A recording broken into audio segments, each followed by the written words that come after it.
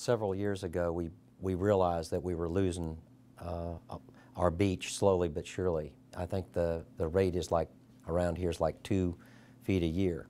And it got to the point where the tide literally was at the bottom of the dune at high tide, which means that if we have people on the beach at high tide, they couldn't be on the beach. And it's obviously, it was going to take a toll on our economy. Topsail Beach is one of those beaches that has been eroding over the years. We got hit in the late 90s by Fran and Floyd, along with a few other storms. There have been a few other near misses over the years. The beach was at a point where every lunar tide, the ocean was lapping at the dunes. Keeping those up, the town was having to do some sand scraping operations on pretty much an annual basis, I believe, to keep those dunes in place. And it was becoming very problematic to maintain the dune structure and the properties as they were. And there were houses in the north end that had less than 20 feet of beach in front of them at high tide. At a lunar high tide, at some points in times, the water would actually lap up to the pilings. It was pretty obvious, especially on the north end. When you go out, and there are a lot of people who come down here and rent during the summer. Our normal population, I think, is something like 500 and some citizens in the town. On any given week in the summer, we'll have 8,000 people here renting houses, both on the beach and otherwise. And at high tide, when they've got to pull up their chairs and they're coming back home at high tide, that's a pretty good indicator that maybe next year they might not come back. If they don't come back, our economy goes down the tubes. The economic livelihood of this island is the beach. If you think about it, we have 500 residents and probably about 1,490 homes. Well, basically there's 1,000 small businessmen on this island renting out their houses for the tourist industry. So the tourist business is Topsail business in large part. From May to September, Topsail Island is a major nesting area for sea turtles coming in from the Atlantic Ocean. We must continue to provide a clean and safe area for turtles to survive. This will not be possible without periodic beach nourishment. You always have a choice with whatever you do. Would it have been would the wise choice be the no action approach? No. And I think the town had gone through that on multiple cases. You look at the federal project that they've been working with the Corps of Engineers on, and they've done an environmental impact statement, and the no action alternative is not the preferred alternative. They went through and did an environmental impact statement on the original permit for this interim project, and the no action alternative was not the best alternative. So at that point, it's pretty clear. And there was a previous project, federal project, that had been the original federal project, the same thing. So 3 times in a row, you've had studies that have said action is needed. Could you choose not to do action? Yes. Would it be the wise thing to do or the prudent thing to do? No. To preserve the town in the state it is now, it's something needed to be done. The main part of it is getting the money.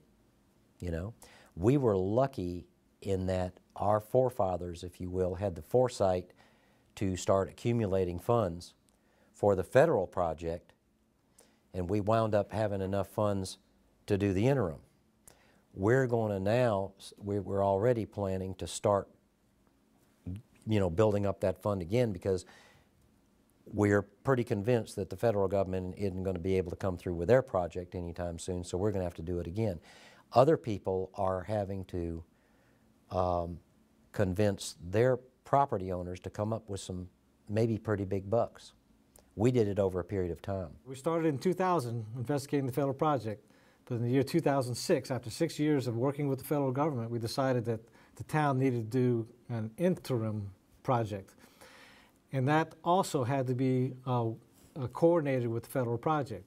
The way that the project was designed was to restore from the year 2000 survey of the beach back in 2006. Okay, so we were trying to restore the sand that was eroded away from when we had decided that the federal project was needed. In 2003, that was our last tax reevaluation.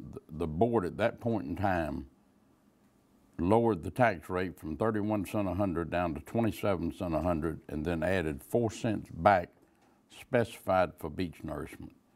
So that 4 cents we had been saving up since 2003 to be able to take care of our beach, either through a federal project or through an interim project. So $400, if you had $1 million home, that'd be $400 a year. Pender County has provided Topsail Beach over the past few years with funds for beach maintenance. And the state of North Carolina has provided 30% of the funding for this particular project. These funds, added to our own, which we've been collecting for over the past 7 years, made this project possible.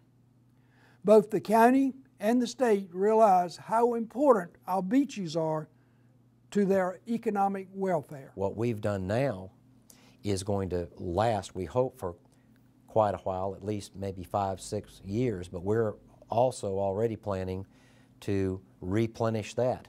Hopefully we won't let it go down to what it was. But we're going to try to come up with a program that we can continue to re-nourish the beach ourselves. We put, I think it was 1,050,000 cubic yards of sand on our beach from the 1st of January of 2011 until the 15th of April of 2011. Our beach now at low tide is basically 300 feet wide. At high tide, it's about 100 feet wide. You know, I've worked with a lot of towns up and down the coast, some of them wealthier than others. And what is amazing to me with this town is that they have been proactive and they have put the money away, and we were able to find a way to do that within the budget that they put away over the last 7 years. That's amazing. It is a very proactive situation to step up to the plate, and although they haven't stepped away from the federal project, they're still continuing to pursue that. They realize that there's a need in the interim to deal with the situation that they're given. And the town is very proactive on that. And I think everybody's coming around.